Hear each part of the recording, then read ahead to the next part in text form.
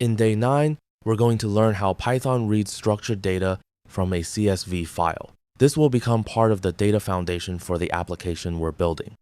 First, create a new file and name it expenses.csv.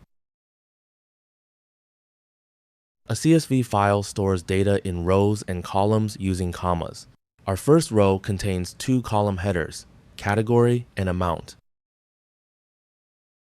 Now let's add a small set of familiar monthly expenses: rent, groceries, gas, electricity, internet, and streaming. We're deliberately keeping the dataset simple so we can focus on how Python reads the data.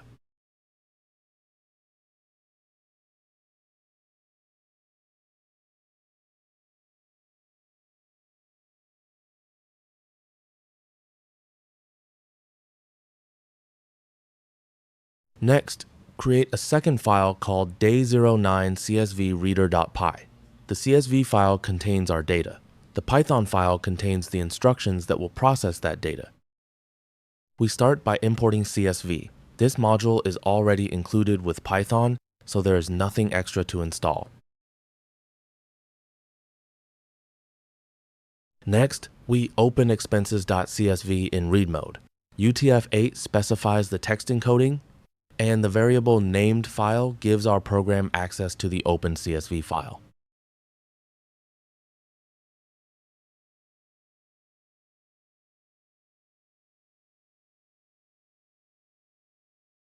Now we create a DictReader. This is important because DictReader uses the CSV column headers as keys that Python can reference. The for loop processes the file one expense at a time. For each row, we retrieve the category and amount values and print them to the terminal. The final print statement simply adds a separator between records.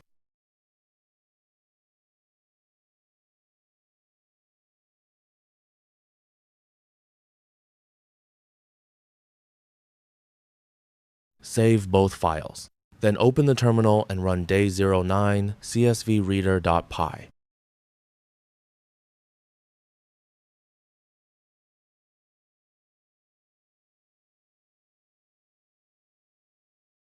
And it works. Python has read our CSV file and displayed every expense category together with its amount.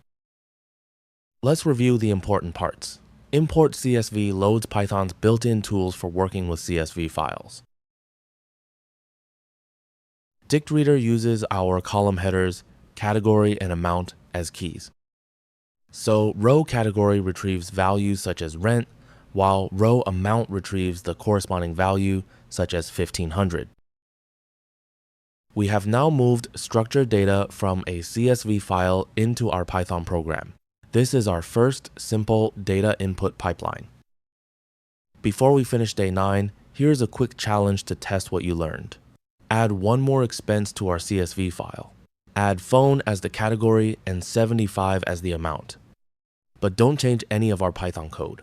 What do you think will happen when we run the same program again? Pause the video here and try it yourself, then come back and compare your result.